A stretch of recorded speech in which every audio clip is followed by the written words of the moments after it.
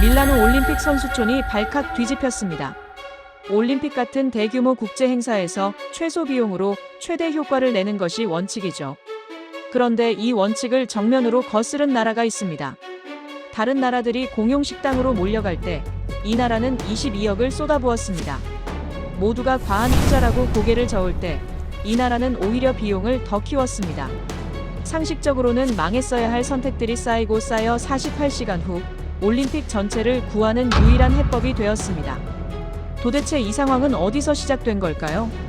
지금부터 그 이야기를 들려드리겠습니다. 시작하기 전 구독과 좋아요, 그리고 댓글로 한국 화이팅이라고 응원해주세요. 많은 힘이 됩니다. 저는 에밀리 맥클레인이라고 합니다. 캐나다 정부에서 파견된 위기 대응 자문관이죠. 지금까지 국제대회 현장을 수십 차례 다녀왔고 그때마다 제 역할은 단 하나였습니다. 문제가 터지기 전에 그 조짐을 먼저 읽는 것이요. 2026년 밀라노 동계올림픽 개막을 이틀 앞둔 새벽이었습니다. 시계를 보니 새벽 3시 반쯤 됐을 거예요. 이탈리아 겨울 새벽 특유의 뼈를 파고드는 냉기가 숙소 창문 틈으로 스며들고 있었죠. 저는 잠이 얕은 편이라 새벽마다 습관적으로 모니터링 시스템을 확인합니다. 그날도 마찬가지였어요. 노트북을 열고 선수촌 의료 시스템 대시보드에 접속하는데 화면 상단에 붉은 띠가 떠 있더라고요. 비공개 경보였습니다. 화면에 뜬 건 단 한 줄이었죠. 장염 유사 증상, 복수 국가 동시 보고. 저는 그 문장을 보는 순간 등줄기가 서늘해지는 걸 느꼈습니다. 손가락이 미세하게 떨렸어요.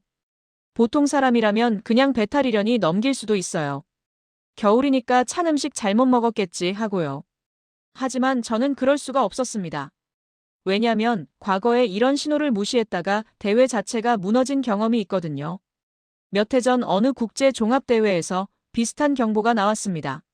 장염 유사 증상, 세계국 선수 보고. 그때 대회 조직위는 공식 발표를 12시간 미뤘어요. 확인 절차가 필요하다는 이유였죠. 그 12시간 사이에 선수 37명이 쓰러졌습니다. 구토와 탈수로 응급실에 실려간 선수만 11명이었어요. 대회 일정 절반이 취소됐고 폐막식은 반쪽짜리가 됐습니다. 저는 그 현장에 있었어요. 의무실 앞에 늘어선 들것들, 코치진의 고성, 울음을 참는 선수의 얼굴. 그 장면들이 아직도 눈앞에 선합니다. 그래서 이 한 줄짜리 경보가 저한테는 사이렌이나 다름없었던 거예요. 저는 곧바로 세부 데이터를 확인했습니다. 증상 보고가 올라온 국가가 4곳이었어요. 노르웨이, 오스트리아, 스위스, 그리고 이탈리아 자국 선수단. 증상은 비슷했습니다. 복통, 설사, 미열. 전형적인 식중독 초기 패턴이었죠. 공통점이 하나 있었어요. 보고된 선수들이 모두 전날 저녁 선수촌 공용 식당을 이용한 사람들이었다는 겁니다. 경보는 내부 보고로만 공유됐습니다. 공식 발표는 없었어요. 조직위 입장에서는 개막 이틀 전에 식중독 가능성을 공표하는 건 자살 행위나 마찬가지니까요. 하지만 이런 건 숨긴다고 숨겨지는 게 아닙니다. 선수촌 분위기는 이미 얼어붙기 시작했죠. 복도를 걸어보면 느낌이 와요. 저는 숙소를 나와 선수촌 중앙복도를 천천히 걸었습니다.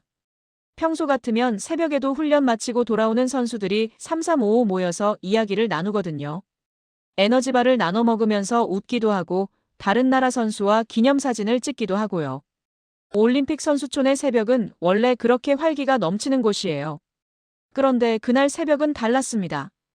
복도가 텅 비어 있었어요. 간간히 마스크를 쓴 스태프만 빠르게 지나갈 뿐이었습니다. 발소리가 복도 벽에 부딪혀 메아리 치는 게 들릴 정도로 조용했어요. 공용 식당 쪽으로 가봤더니 거기가 더 심했습니다.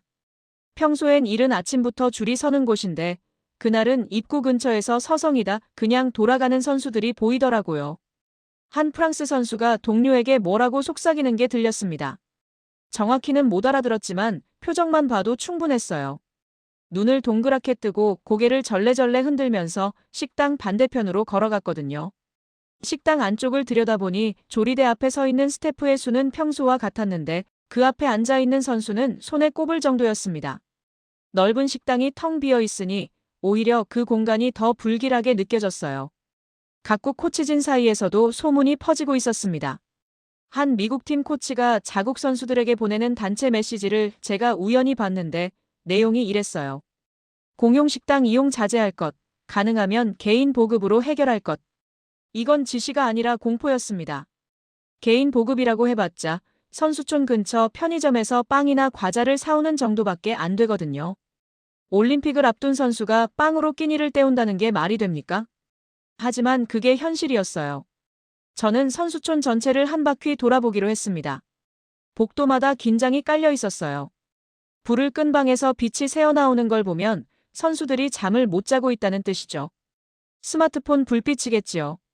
소식을 확인하느라 아니면 불안해서 잠이 안 오는 거겠죠. 나라별 구역마다 분위기가 무거웠습니다.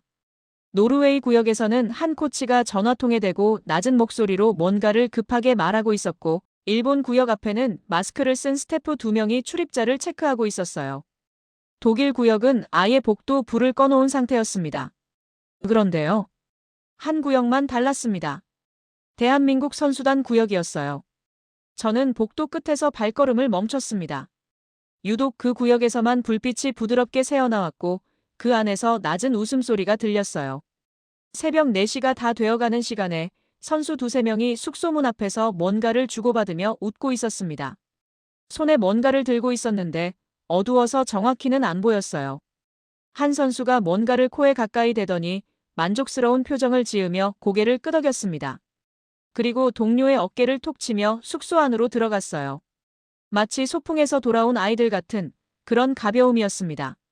저는 그 장면을 보면서 가슴이 이상하게 뛰었습니다. 불안도 아니고 안도도 아닌 감정이었어요. 설명하기 어려운 건데 굳이 말하자면 낯설매 가까웠을 거예요. 모두가 흔들리는 가운데 저 사람들은 왜 흔들리지 않는 걸까? 같은 선수촌에 있고 같은 경보가 떠 있고 같은 공기를 마시고 있는데 왜 저 구역에서만 시간이 다르게 흐르는 것 같은 걸까? 그 의문이 머릿속에서 떠나지 않았습니다. 저는 그 자리에 한참을 서 있었어요. 밀라노의 차가운 새벽바람이 복도를 훑고 지나갔지만 저는 추위를 느끼지 못했습니다. 머릿속이 그 장면으로 가득 차 있었거든요. 그리고 그 의문이 저를 이 이야기 속으로 끌어들이게 됩니다. 그 새벽 이후로 저는 한국 선수단 구역을 의식적으로 관찰하기 시작했습니다. 물론 함부로 접근할 수는 없었어요. 각국 선수단 구역은 사실상 작은 영토나 다름없거든요. 외교적 감수성이 걸린 문제라서 허락 없이 들어가는 건 상상도 못할 일이죠. 그래서 멀리서 조심스럽게 지켜봤습니다. 복도 끝 벤치에 앉아서 혹은 반대편 구역으로 가는 척하면서요. 아침 6시쯤이었을 거예요. 하늘이 아직 완전히 밝지 않은 시간이었습니다. 선수촌 정문 쪽에서 작은 물류 차량 한 대가 들어오는 걸 봤어요. 다른 나라 보급 차량과는 좀 달랐습니다. 보통 올림픽 보급 차량은 크고 조직위 로고가 붙어 있고 엔진 소리도 제법 크거든요. 그런데 이 차량은 차체에 아무런 로고도 없었고 크기도 소형 밴 정도였어요. 소리 없이 움직이더라고요. 마치 존재를 지우려는 것처럼. 그 차량이 한국 구역 뒤편에 멈추자 스태프 4~5명이 나와서 조용히 짐을 내리기 시작했습니다. 한 명은 클립보드를 들고 뭔가를 체크하고 있었고 나머지는 일사불란하게 움직였어요. 말소리가 거의 없었습니다. 손짓과 고개짓으로 소통하더라고요. 마치 오래전부터 수백 번 연습한 동작처럼 한치의 흐트러짐도 없었어요. 저를 놀라게 한 건 그 다음이었습니다. 보안 인력 2명이 양쪽에 서서 주변을 살피고 있었거든요. 한 명은 차량 뒤쪽, 한 명은 건물 모서리 쪽이었어요. 외부인의 접근을 차단하는 거죠. 과하다고 느낄 수도 있었지만 저는 오히려 반대였습니다. 이 정도의 통제는 무언가를 심각하게 보호하고 있다는 뜻이니까요. 저는 위기관리 분야에서 일하면서 수많은 보안 프로토콜을 봐왔는데 이 정도의 조용하고 체계적인 움직임은 군 수준이었어요. 솔직히 감탄이 나왔습니다. 짐은 은색 보온 상자들이었습니다. 스테인리스 재질의 고무 패킹이 달린 제법 견고해 보이는 상자였어요. 한 상자에 도시락 67개가 들어있는 것 같았습니다.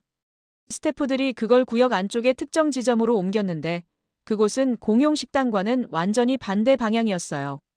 건물 뒤편의 좁은 통로를 지나 한국구역 전용 출입구 안쪽이었습니다. 선수들은 그 지점에서 직접 도시락을 수령하더라고요.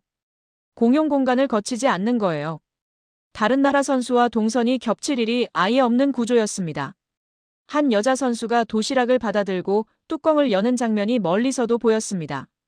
그 순간 하얀 김이 올라왔어요. 영하에 가까운 밀라노 새벽 공기 속에서 그 김은 유난히 선명했습니다.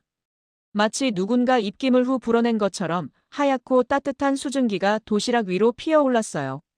따뜻한 음식이었던 거죠. 선수는 코를 가까이 대더니 눈을 살짝 감았어요. 그 표정을 저는 잊을 수가 없습니다. 편안함, 그리고 안도. 전날 밤 다른 나라 선수들의 불안에 찬 표정과는 완전히 다른 평화로운 얼굴이었어요. 그리고 옆에 있던 동료에게 뭐라고 말하며 웃었습니다. 아마 맛있다는 말이었겠죠. 저는 처음에 보온 용기 정도로 생각했습니다. 요즘 기술이 좋으니까 이중 단열 용기에 넣으면 4~5시간은 온도가 유지되잖아요. 조리 후 바로 포장해서 빠르게 운송하면 가능한 일이에요. 그런데 한 스태프가 빈 도시락을 회수하는 장면을 보고 생각이 바뀌었습니다. 그 스태프가 새 도시락 하나를 꺼내더니 시연하듯 뭔가를 했어요. 옆에 있던 다른 스태프에게 보여주는 것 같았는데 아마 신규 인력에게 사용법을 알려주는 거였을 겁니다. 도시락 옆면에 달린 작은 마개를 열고 물병에서 물을 부었어요.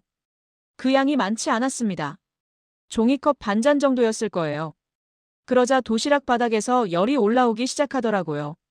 쉭 하는 미세한 소리가 들렸어요. 화학 반응이 일어나는 소리였을 겁니다.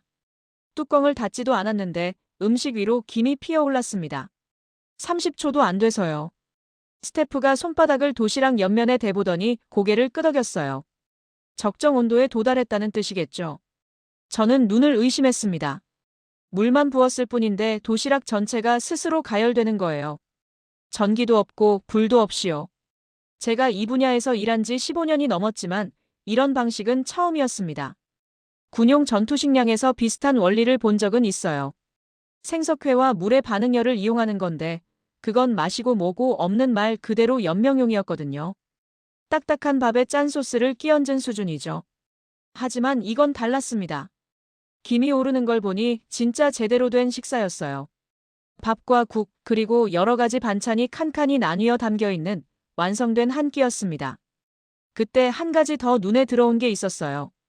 한국 선수들의 표정이었습니다. 다른 나라 선수들이 불안에 잠겨 있을 때 이 사람들은 도시락을 받아들고 가벼운 발걸음으로 숙소에 들어가고 있었어요. 허둥대는 기색이 전혀 없었습니다. 마치 이 상황이 예정된 것처럼 자기들의 일상인 것처럼 행동했어요. 한 남자 선수는 도시락을 2개 들고 가면서 동료에게 하나를 건네주더라고요. 그 동료가 두 손으로 도시락을 받아들고 살짝 고개를 숙이는 게 보였는데 그 작은 장면에서 저는 묘한 감동을 느꼈습니다. 불안이 없는 사람들의 여유. 그게 참 따뜻해 보였어요. 저는 그 순간 직감했습니다. 이건 우연이 아니라고요. 누군가가 이 상황을 예측했고 그 예측에 맞춰 모든 걸 미리 준비해 둔 거라고요. 한두 명이 즉흥적으로 도시락을 싸온 게 아니에요. 물류 차량, 보안 인력, 체계적인 수령 절차, 자가 발열 기술까지. 이건 시스템이었습니다. 가슴 한쪽에서 뭔가 뜨거운 게 올라왔어요.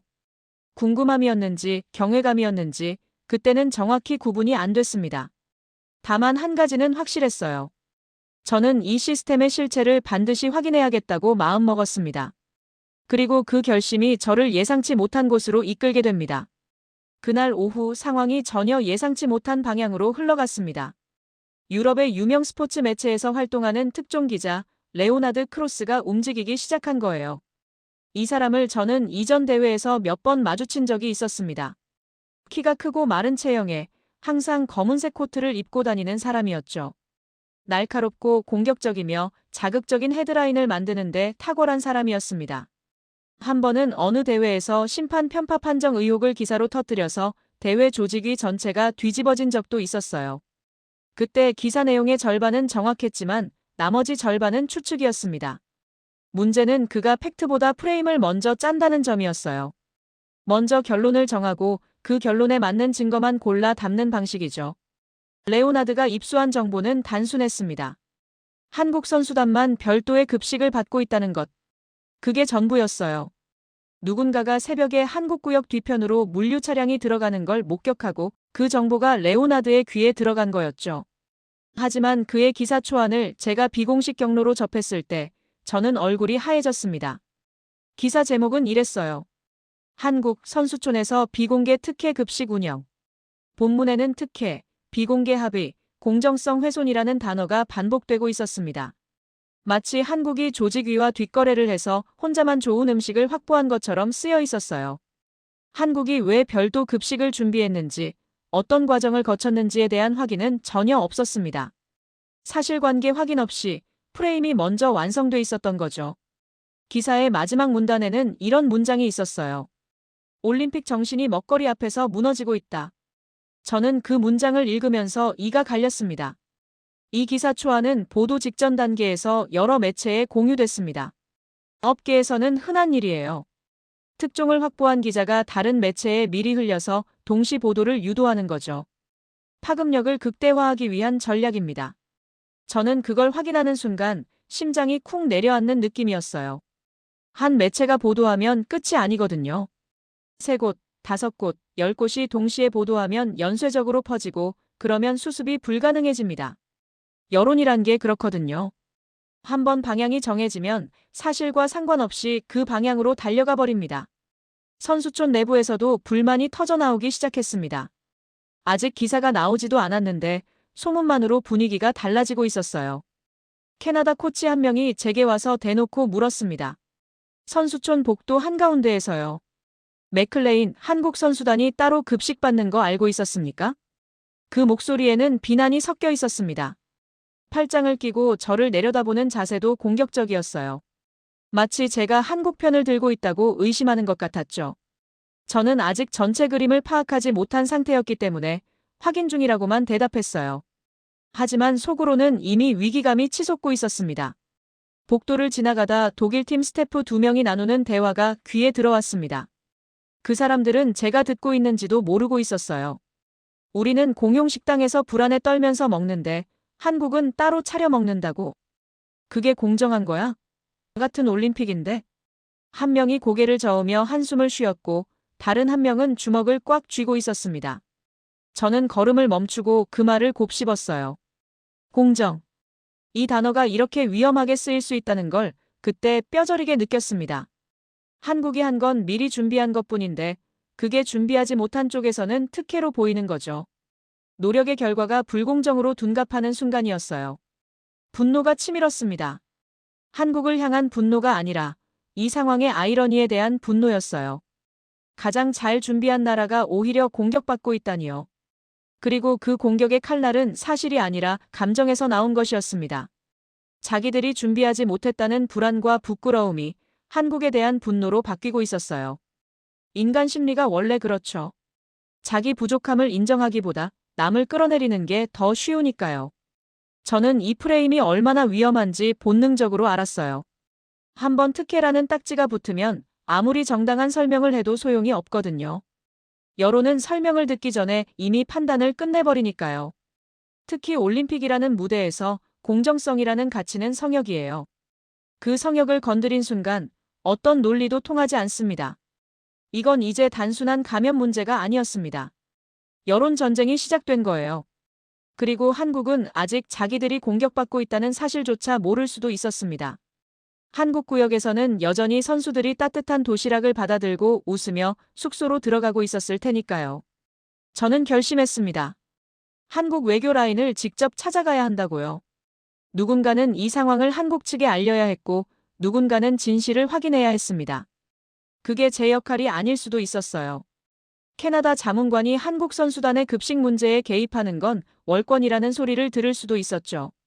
하지만 가만히 있을 수는 없었습니다. 거짓 프레임이 진실을 삼키는 걸 두 눈 뜨고 지켜볼 수는 없었어요. 발걸음이 빨라졌습니다.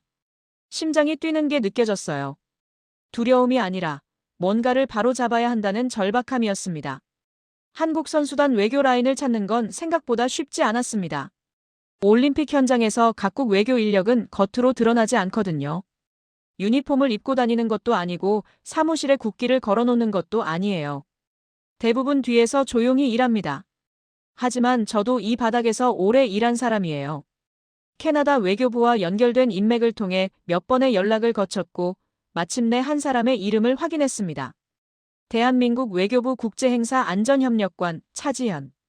이름만 듣고는 어떤 사람인지 감이 잡히지 않았어요. 다만 이 직책이면 선수촌 안전과 관련된 모든 사안을 총괄하는 위치라는 건 알 수 있었습니다. 저는 공식 채널을 통해 면담을 요청했고 의외로 빠르게 회신이 왔어요. 다만 조건이 있었습니다. 비공개 면담일 것, 그리고 녹음은 불가하다는 거였죠. 저는 당연히 수락했습니다. 만남은 선수촌 외곽의 조용한 회의실에서 이루어졌습니다. 선수촌 본관에서 걸어서 5분 정도 거리에 있는 조직위가 각국 행정 업무용으로 배정한 공간이었어요. 문을 열고 들어갔을 때 지연 씨는 이미 자리에 앉아 있었습니다. 서류 몇 장이 테이블 위에 단정하게 놓여 있었고 노트북 화면은 꺼져 있었어요. 물 한 잔이 서류 옆에 놓여 있었는데 한 모금도 안 마신 상태였습니다. 긴장하고 있었다는 뜻이겠죠. 첫인상은 예상과 달랐어요. 외교관이라면 부드럽고 사교적인 이미지를 떠올리기 쉬운데 지연 씨는 달랐습니다. 단정한 정장 차림에 머리를 깔끔하게 뒤로 묶은 모습이었고 표정은 무척 차분했어요. 하지만 눈빛에는 경계심이 서려 있었습니다. 저를 위아래로 한번 훑어보더니 가볍게 목례를 했어요. 악수를 먼저 내밀지는 않았습니다. 저는 먼저 제 신분을 밝혔습니다. 캐나다 정부 파견 위기 대응 자문관이라고요. 명함을 내밀었더니 받아서 한참을 들여다봤어요. 그리고 솔직하게 말했습니다. 지금 한국 선수단의 별도 급식에 대해 여론이 좋지 않은 방향으로 흐르고 있다고요. 유럽 매체에서 기사가 나올 가능성이 높고 한번 보도되면 걷잡을 수 없을 거라고요. 지연 씨는 한동안 말이 없었습니다. 고개를 살짝 기울이고 저를 바라보더니 천천히 입을 열었어요. 맥클레인 자문관님, 저희가 왜 이 이야기를 외부에 해야 하는 건지 여쭤봐도 될까요? 목소리가 낮고 또렷했습니다. 공격적이지는 않았지만 날카로운 질문이었어요. 왜 우리가 해명해야 하느냐는 거죠. 잘못한 게 없는데 왜 설명을 해야 하느냐는 뜻이기도 했습니다. 저는 잠시 멈칫했어요. 그 질문이 틀린 말이 아니었거든요. 하지만 곧 솔직하게 대답했습니다. 지금 침묵하시면 프레임은 상대가 만듭니다. 한국이 직접 설명하지 않으면 다른 사람들이 대신 설명할 거예요. 그리고 그 설명은 사실과 다를 겁니다. 저는 그게 안타까워서 이 자리에 온 거예요. 지연 씨의 표정이 미세하게 변했습니다. 눈이 살짝 커졌다가 다시 돌아왔어요. 입술을 살짝 깨물더니 잠시 창밖을 바라봤습니다. 밀라노의 겨울 하늘이 잿빛이었어요. 그리고 시선을 다시 제게로 돌리며 서류 하나를 제 쪽으로 밀었습니다. 전부를 말씀드릴 수는 없습니다. 하지만 오해를 풀기 위해 필요한 정도는 공유하겠습니다. 그 순간 회의실의 공기가 달라졌어요. 벽이 하나 허물어진 느낌이었습니다. 지연 씨의 어깨가 아주 조금 내려갔고 목소리에 힘이 빠졌어요. 경계에서 실내로 아주 느리지만 분명하게 이동하고 있었습니다. 그 순간부터 저는 한국 급식 시스템의 실체를 조금씩 알게 됐습니다. 한국은 처음부터 선수촌 공용 식당을 신뢰하지 않았다고 합니다. 이건 밀라노 조직위에 대한 불신이 아니라 구조적 리스크에 대한 판단이었다고 지현 씨가 강조했어요. 공용 조리라인, 공용 동선, 공용 식기. 이 모든 게 감염 리스크였다는 거예요. 수천 명의 선수가 같은 공간에서 같은 도구를 사용하는 구조는 한 명만 감염되어도 전체가 무너질 수 있는 구조라는 거죠. 조리 인력 한 명이 증상 없이 바이러스를 옮길 수도 있고 식기가 완벽하게 세척되지 않을 수도 있고 배식줄에서 비말이 음식 위에 떨어질 수도 있습니다. 이 모든 가능성을 통제하는 건 사실상 불가능하다는 게 한국 측의 판단이었어요. 그래서 저희는 처음부터 완전 분리를 설계했습니다. 지연 씨의 말투가 조금씩 달라지고 있었어요. 처음에 경계가 서서히 풀리면서 목소리에 자부심 같은 것이 묻어나기 시작했습니다. 등을 곧게 세우고 눈을 똑바로 마주치며 이야기하더라고요. 도시락은 결과물일 뿐이라고 했어요. 핵심은 시스템이라고요. 밀라노 인근 3개 지역에 급식 거점을 분산 배치했고 각 거점에서 선수촌까지의 운송 동선을 완전히 분리했다고 합니다. 거점마다 자체 검수 인력이 배치돼 있었고 식재료부터 완성된 도시락까지 모든 단계의 관리 기록이 남았다고 해요. 하나의 거점에서 문제가 생기더라도 나머지 2거점이 즉시 백업할 수 있는 구조였습니다. 저는 서류에 적힌 동선도를 바라보면서 숨이 막혔습니다. 선이 3갈래로 나뉘어져 있었고 각 선의 시간과 온도와 검수 결과가 빼곡하게 적혀 있었어요. 이건 제가 알고 있는 위기 대응의 범주가 아니었습니다. 위기 대응이란 문제가 생긴 뒤에 하는 거잖아요. 그런데 한국은 문제가 생기기도 전에 문제가 생길 수 없는 구조를 만들어 놓은 거였어요. 저는 그 회의실을 나오면서 혼잣말처럼 중얼거렸습니다. 이건 위기 대응이 아니라 사전 설계야. 밖으로 나오니 찬바람이 얼굴을 때렸어요. 하지만 머릿속은 뜨거웠습니다. 발걸음에 무게가 실렸어요. 존경이라는 감정이 아직은 작지만 분명하게 싹트고 있었습니다. 그리고 이 시스템의 전체 그림을 반드시 봐야겠다는 욕구가 점점 강해지고 있었어요. 지연 씨를 만난 다음 날, 저는 한 사람을 더 만나게 됩니다. 대한체육회 실무총괄 김도윤 씨였어요. 도윤 씨와의 만남은 지연 씨가 주선해준 겁니다. 전날 회의실을 나서면서 지연 씨가 말했어요. 자문관님이 궁금해하시는 건 저보다 실무진이 더 잘 설명할 수 있을 겁니다. 한 분을 소개해 드릴게요. 그리고 다음 날 아침 지연 씨가 전화를 걸면서 이렇게 말하더라고요. 도윤 씨, 캐나다 자문관 분인데 한번 만나 주실 수 있겠어요? 시스템을 직접 설명해 주시는 게 좋을 것 같아서요. 만남 장소는 선수촌 외곽의 임시 사무실이었습니다. 선수촌에서 차로 10분 정도 거리에 있는 조립식 건물이었어요. 문을 열고 들어가니 난방이 약하게 돌아가고 있었고 형광등 불빛이 좀 차가웠습니다. 하지만 그 안의 에너지는 뜨거웠어요. 스태프 대여섯 명이 각자 노트북 앞에서 바쁘게 움직이고 있었고 벽에는 밀라노 인근 지도가 빼곡한 표시와 함께 붙어 있었습니다. 지도 위에 빨간 점 3개가 찍혀 있었는데 나중에 알고 보니 그게 급식 거점 위치였어요. 도윤 씨는 사무실 안쪽 책상에 앉아 있었습니다. 마른 체격에 안경을 쓴 어딘가 학자 같은 인상이었어요. 나이는 40 초반쯤으로 보였고 눈 밑에 그늘이 져 있는 걸 보면 며칠째 제대로 못 잔 것 같았습니다. 하지만 눈빛은 맑았어요. 책상 위에는 엑셀 출력물이 수북이 쌓여 있었고 빈 커피잔이 3개나 놓여 있었습니다. 저를 보더니 자리에서 일어나 가볍게 인사를 했어요. 악수를 나누는데 손이 좀 거칠었습니다. 현장에서 직접 뛰는 사람의 손이었죠. 도윤 씨는 첫 마디부터 숫자로 시작했어요. 감정이나 수사 없이 팩트만 나열하는 방식이었습니다. 거점 3곳. 조리 인력 55명. 하루 2차례 이상 공급. 편도 최장 운송 시간 1시간 15분. 저는 메모를 시작했습니다. 도윤 씨는 노트북 화면을 제 쪽으로 돌려가며 설명을 이어갔어요. 화면에는 스프레드시트가 떠 있었는데 행과 열이 끝없이 이어져 있었습니다. 거점마다 조리실, 포장실, 검수실이 분리돼 있었고 식재료 입고부터 완성품 출고까지 6단계의 체크포인트를 거치고 있었어요. 각 단계마다 담당자 이름, 시간, 온도, 검수 결과가 기록돼 있었습니다. 빈칸이 하나도 없었어요. 첫 번째 거점은 밀라노 서쪽 근교입니다. 여기서 주로 밥과 국을 담당하고요. 두 번째 거점은 북쪽, 여기서 고기류와 생선류를 조리합니다. 세 번째 거점은 동쪽인데 반찬과 후식을 맡고 있어요. 이렇게 나눈 이유는 한 곳에서 문제가 생겨도 나머지 2곳이 독립적으로 운영될 수 있게 하기 위해서입니다. 저는 고개를 끄덕이면서도 속으로 놀라고 있었어요. 이건 식당 운영이 아니라 군사작전 수준의 분산 배치였거든요. 메뉴도 그냥 정한 게 아니었습니다. 경기 일정을 기준으로 설계됐다고 해요. 도윤 씨가 다른 파일을 열었는데 거기에 날짜별, 종목별 메뉴가 표로 정리돼 있었어요. 경기 당일에는 소화가 빠르고 에너지 밀도가 높은 메뉴, 경기 사이. 휴식일에는 회복에 초점을 맞춘 메뉴, 고강도 훈련 전날에는 탄수화물 비율을 높인 메뉴. 이게 선수 개인별이 아니라 종목별로 다르게 적용되고 있었습니다. 쇼트트랙 선수와 봅슬레이 선수의 메뉴가 달랐어요. 체급이 다르고 에너지 소모 패턴이 다르니까요. 여기 보시면 피겨 선수들은 경기 전날 저녁에 탄수화물 비율을 높이고 지방은 줄입니다. 스키점프 선수들은 반대로 가벼운 메뉴로 가고요.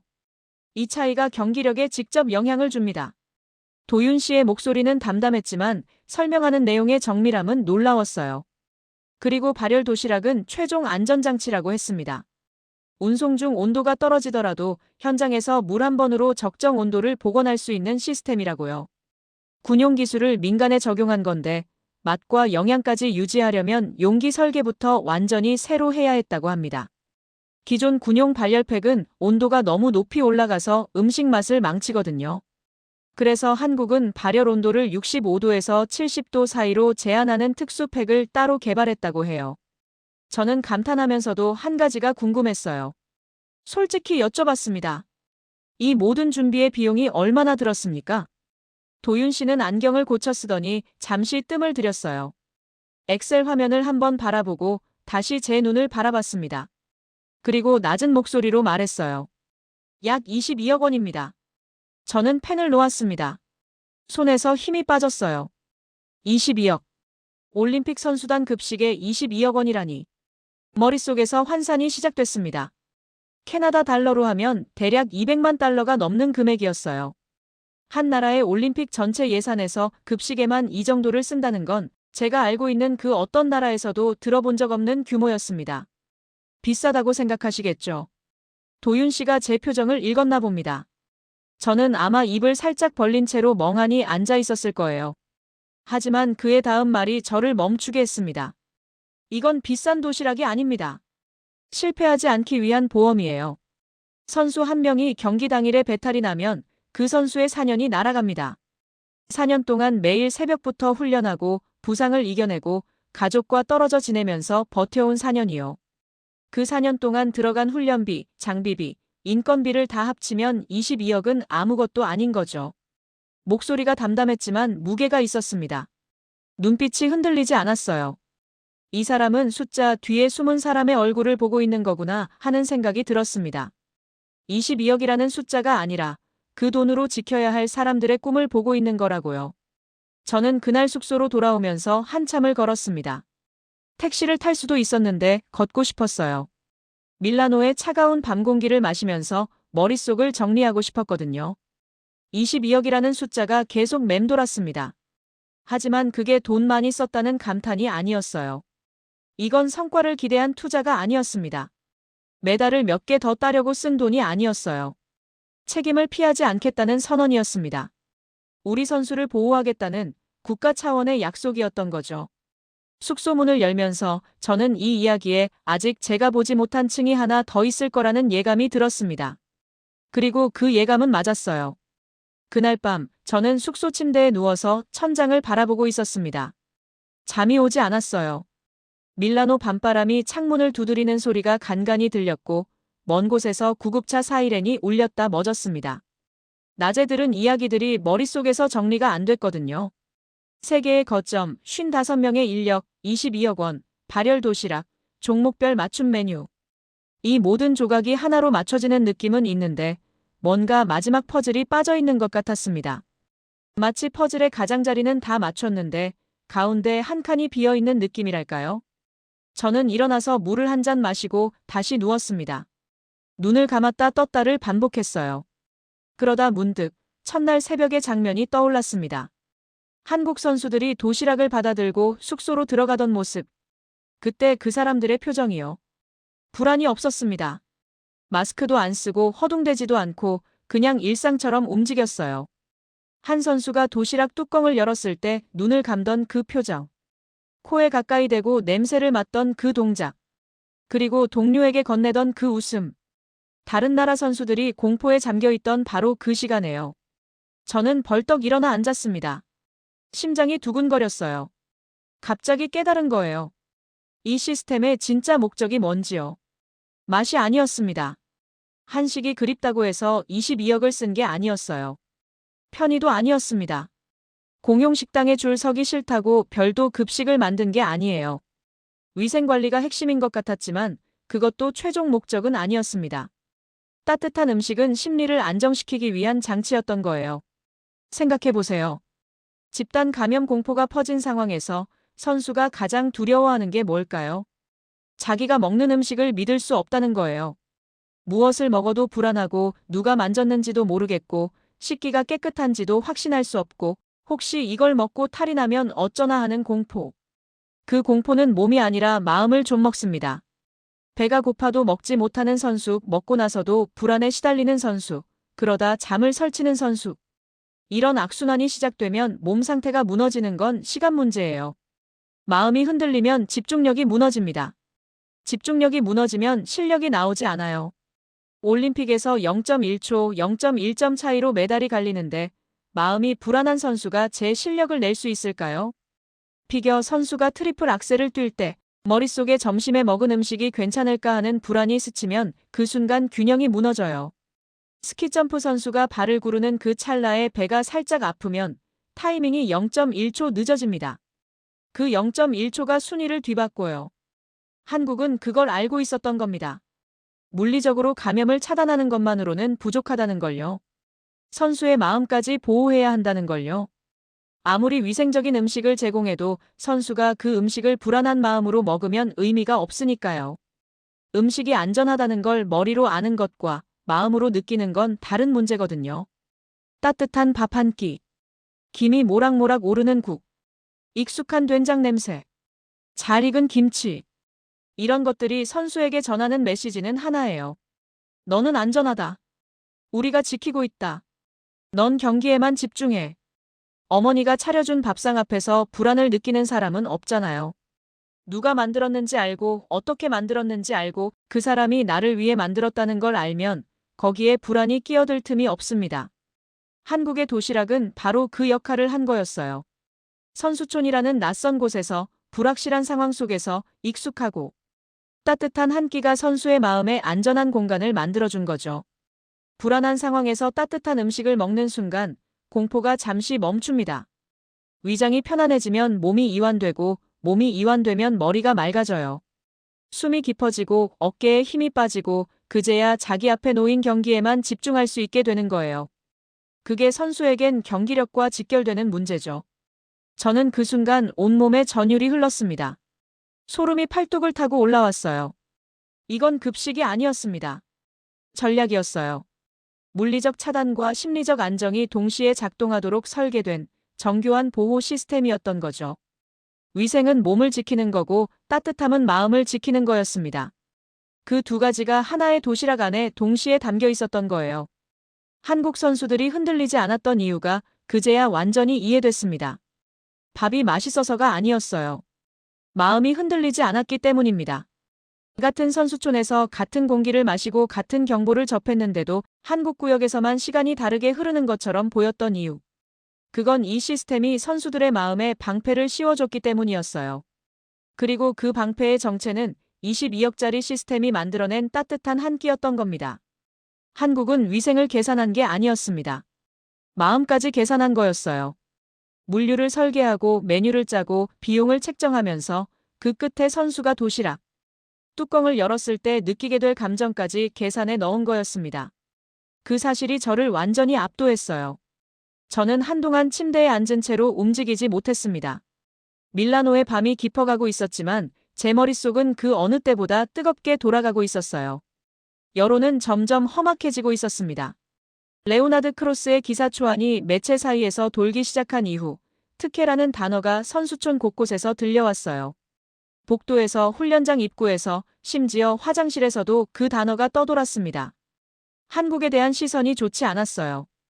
한국 선수가 복도를 지나가면 다른 나라 선수들이 힐끗 쳐다보다가 고개를 돌리는 장면을 여러 번 목격했습니다. 말은 안 해도 눈빛이 말하고 있었죠. 너희만 특별하냐고. 이 분위기가 계속되면 한국 선수들에게도 심리적 영향이 갈 수밖에 없었어요. 아무리 내부적으로 안정돼 있다 해도 밖에서 쏟아지는 적대적인 시선은 다른 종류의 압박이니까요. 저는 초조했습니다. 레오나드의 기사가 정식으로 나가기 전에 뭔가를 해야 했어요. 그런 와중에 한국 내부에서도 격론이 벌어지고 있었다고 나중에 들었습니다. 지현 씨가 조심스럽게 알려줬어요. 우리가 마지막으로 만났을 때 지현 씨의 눈 밑에도 그늘이 깊어져 있었습니다. 두 가지 의견이 팽팽했습니다. 침묵하자는 쪽과 공개하자는 쪽이요. 침묵하자는 쪽의 논리는 명확했어요. 우리 선수 보호가 최우선이고 시스템을 공개하면 기술 유출과 혼란이 생길 수 있다는 거죠. 수십억 원을 투자해서 만든 시스템을 공짜로 알려줄 이유가 있느냐는 겁니다. 그리고 외부의 시선이 좋지 않다 해도 결국 경기 결과가 모든 걸 말해줄 거라는 입장이었어요. 틀린 말이 아니었습니다. 현실적이고 냉정한 판단이었죠. 하지만 공개하자는 쪽의 논리도 만만치 않았어요. 지금 침묵하면 특혜라는 프레임이 굳어지고 한국의 올림픽 전체 성과에 먹칠이 될 수 있다는 거였죠. 한국 선수가 금메달을 따도 특혜 급식 덕분 아니냐는 소리가 나올 거라는 거예요. 그러면 선수들의 노력이 폄하되는 거잖아요. 그리고 한 가지 더. 다른 나라 선수들이 실제로 위험에 처해 있는데 도울 수 있는 방법이 있으면서 숨기는 게 맞느냐는 질문이었습니다. 이 질문이 결정적이었다고 지현 씨가 말했어요. 회의실이 조용해졌다고 합니다. 결정은 빠르게 내려졌다고 해요. 대한민국 대통령의 승인 아래 외교부가 움직였습니다. 저는 그 과정을 곁에서 지켜봤습니다. 정확히는 지현 씨가 허락한 범위 안에서 일부를 볼 수 있었어요. 지현 씨가 여러 통의 전화를 돌리면서 조율하는 모습을 봤습니다.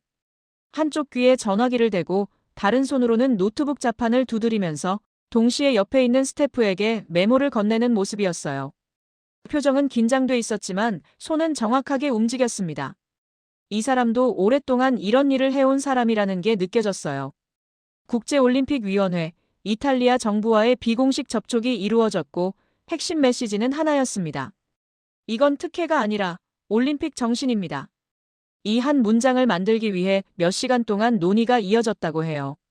단어 하나, 어감 하나까지 다 따졌다고 합니다. 특혜를 부정하는 데 그치지 않고 더 큰 가치를 내세운 거죠. 올림픽 정신. 페어플레이와 연대와 존중이라는 아무도 반박할 수 없는 가치를요. 한국은 가장 위험한 팀부터 제한적으로 급식 지원을 시작했습니다. 집단 감염 위험이 높은 팀, 자체 보급 능력이 없는 소규모 국가 선수단이 우선이었어요. 아프리카에서 온 선수 4~5명 규모의 팀, 동남아시아에서 온 소규모 팀, 이런 나라들은 자체 급식 시스템은커녕 코치 한 명이 모든 걸 혼자 감당하고 있었거든요. 이들에게 한국의 도시락은 단순한 음식 이상의 의미였을 거예요. 코리아 하우스에서 시식 행사가 열렸습니다. 저도 초대를 받았어요. 들어가는 순간 놀랐습니다. 공간이 정갈하게 정리돼 있었고 테이블 위에 발열 도시락이 가지런히 놓여 있었어요. 한국 스태프가 직접 시연을 하고 있었거든요. 물을 부으면 어떻게 가열되는지, 온도가 어떻게 유지되는지, 위생관리는 어떤 단계를 거치는지 하나하나 설명하면서 참석자들의 질문에도 빠짐없이 대답하고 있었습니다. 저는 한쪽에 서서 그 장면을 지켜봤어요. 다른 나라 관계자들의 표정이 바뀌어가는 게 보였습니다. 처음에는 의심과 불쾌함이 섞인 얼굴이었어요. 팔짱을 끼고 있거나 입꼬리가 내려가 있거나 시선이 차가운 사람들이 대부분이었죠. 하지만 설명을 듣고 직접 도시락을 열어보면서 표정이 풀리기 시작했습니다. 한 아프리카 국가의 코치가 도시락 뚜껑을 열었을 때의 장면을 저는 잊을 수가 없어요. 그 안에서 하얀 김이 올라오는 걸 보고 그분의 눈이 커지더라고요. 두 손으로 도시락을 감싸쥐고 올라오는 열기를 느끼듯 잠시 가만히 있었어요. 그리고 작은 목소리로 뭐라고 중얼거렸는데 통역이 전해준 말이 이랬습니다. 이걸 우리한테도 주는 거냐고요. 그 목소리에 떨림이 있었습니다. 저는 그 말을 듣는 순간 목이 메었어요. 눈시울이 뜨거워지는 걸 겨우 참았습니다. 따뜻한 음식 한 끼가 이렇게까지 사람의 마음을 흔들 수 있구나 하는 생각이 들었어요. 그 코치에게 이 도시락은 음식이 아니었을 거예요. 누군가가 우리를 신경 쓰고 있다는 증거였을 겁니다. 올림픽이라는 거대한 무대에서 아무도 눈길 주지 않는 작은 나라의 선수들에게 한국이 손을 내민 거잖아요. 그 후로 분위기가 바뀌기 시작했습니다. 특혜라는 프레임이 깨지고 연대라는 새로운 이야기가 퍼져나갔어요. 한국은 도움을 받은 나라가 아니라 기준을 만든 나라가 된 겁니다. 그 순간이 올 때 저는 가슴 깊은 곳에서 뜨거운 게 차오르는 걸 느꼈습니다. 이건 외교적 승리보다 더 큰 것이었어요. 한 나라의 진심이 세상에 닿는 순간이었습니다. 레오나드 크로스가 정정 보도를 냈습니다. 그 기사를 읽었을 때 저는 숙소 책상 앞에 앉아서 속으로 안도의 한숨을 내쉬었어요. 손이 살짝 떨렸습니다. 기사 톤이 완전히 달라져 있었거든요. 특혜라는 단어는 사라졌고 대신 선제적 위기관리, 국가 차원의 선수 보호 시스템이라는 표현이 들어가 있었어요. 본문에는 한국의 급식 시스템이 어떻게 설계됐는지, 왜 필요했는지, 그리고 그것이 다른 나라 선수들에게까지 확대된 과정이 비교적 정확하게 서술돼 있었습니다. 레오나드가 직접 코리아 하우스 시식 행사에 왔었다는 걸 나중에 알았어요. 검은색 코트를 입은 그가 구석에 서서 팔짱을 끼고 지켜보다가 도시락 하나를 직접 열어봤다고 합니다. 물을 붓고 김이 올라오는 걸 보고 한참 동안 가만히 서 있었다고 해요. 그리고 한국 스태프에게 시스템 전체에 대한 설명을 요청했고 메모를 1시간 가까이 했다고 합니다. 그 자리에서 도시락을 열어보고 시스템 설명을 들은 뒤에 기사를 다시 쓴 거였죠. 저는 레오나드에 대해 여러 감정이 있었어요. 확인도 안 하고 프레임부터 짠 것에 대한 분노, 그래도 잘못을 인정하고 수정한 것에 대한 복잡한 감정. 하지만 최소한 수정할 용기는 있는 사람이라는 건 인정할 수밖에 없었습니다. 기자에게 정정 보도라는 건 자존심을 내려놓는 일이거든요. 쉬운 결정은 아니었을 거예요. 그 이후로 상황이 빠르게 달라졌습니다. 레오나드의 정정 기사가 나간 직후 여러 나라에서 반응이 왔어요. 일본 체육회가 가장 먼저 공식 접촉을 했고 한국의 급식 시스템 설계 자료를 공유받고 싶다는 요청을 했습니다. 호주, 프랑스, 네덜란드가 뒤를 이었어요. 캐나다도 물론 포함됐습니다. 제가 직접 보고서를 올렸거든요. 2028년 하계올림픽부터 유사한 시스템을 도입하겠다는 선언까지 나왔습니다. 한 나라의 위기관리 모델이 국제표준의 벤치마크가 된 거예요. 도윤 씨를 마지막으로 만났을 때 그가 이런 말을 했어요. 솔직히 이런 반응은 예상 못했습니다. 저희는 그냥 우리 선수를 지키려고 한 건데요. 그 말이 오히려 더 감동적이었어요. 세계를 놀라게 하려고 한 게 아니라 자기 사람을 지키려고 한 일이 결과적으로 세계의 기준이 된 거니까요. 의도하지 않은 위대함. 그게 가장 순수한 형태의 위대함 아닐까요? 선수촌의 공포는 서서히 잦아들었습니다. 한국의 지원을 받은 소규모 국가 선수단에서 감염 사례가 단 한 건도 나오지 않았다는 소식이 퍼지면서 전체적인 분위기가 안정된 거예요. 공용 식당도 조직위가 위생 관리를 대폭 강화하면서 조금씩 신뢰를 회복했고 경기는 정상 진행됐습니다. 대회는 무사히 끝을 향해 갔어요. 지현 씨와의 마지막 만남은 대회 열이틀째쯤이었을 겁니다. 선수촌 외곽의 그 회의실에서 같은 자리에 마주 앉았어요. 처음 만났을 때와 달리 지현 씨의 표정은 한결 부드러워져 있었습니다. 차 한 잔을 건네주면서 이렇게 말했어요. 자문관님이 처음 찾아왔을 때 솔직히 경계했습니다.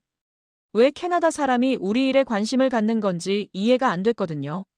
저는 웃었어요. 그리고 대답했습니다. 저도 처음에는 그냥 궁금했을 뿐이에요. 왜 한국만 흔들리지 않는지. 그런데 알고 보니 궁금함으로 시작한 게 존경으로 끝나버렸네요. 지연 씨도 웃었습니다. 처음으로 환하게 웃는 얼굴을 봤어요. 저는 올림픽 폐막을 이틀 앞둔 날 숙소에서 보고서를 정리하고 있었습니다. 캐나다 정부에 제출할 위기 대응 보고서였어요. 수십 페이지 분량의 문서를 마무리하면서 마지막 문장을 어떻게 써야 할지 한참을 고민했습니다. 사실관계와 분석은 이미 다 썼어요. 거점 배치도, 비용 분석도, 여론 변화 과정도, 타국의 벤치마킹 선언도 전부 포함시켰습니다.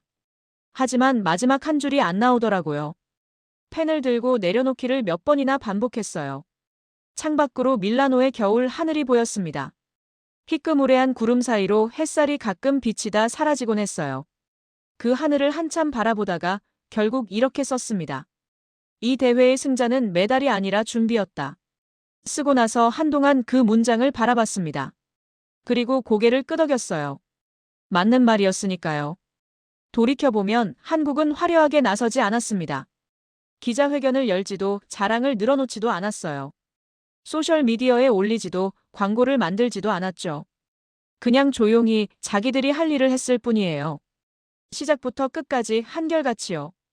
위기가 오기 전에 준비했고 위기가 왔을 때 흔들리지 않았고 여론이 공격해올 때 진실로 대응했고 결국 그 진실을 나누는 것으로 마무리했습니다. 22억 원이라는 비용이 화제가 되기도 했지만 저는 그 숫자보다 그 뒤에 있는 마음이 더 크게 다가왔어요. 우리 선수들은 우리가 지킨다. 그리고 가능하다면 옆에 있는 사람도 함께 지킨다. 그게 한국이 이번 올림픽에서 보여준 태도였습니다. 따뜻한 도시락 하나가 국가의 철학이 될 수 있다는 걸 저는 이 올림픽에서 처음 알게 됐습니다.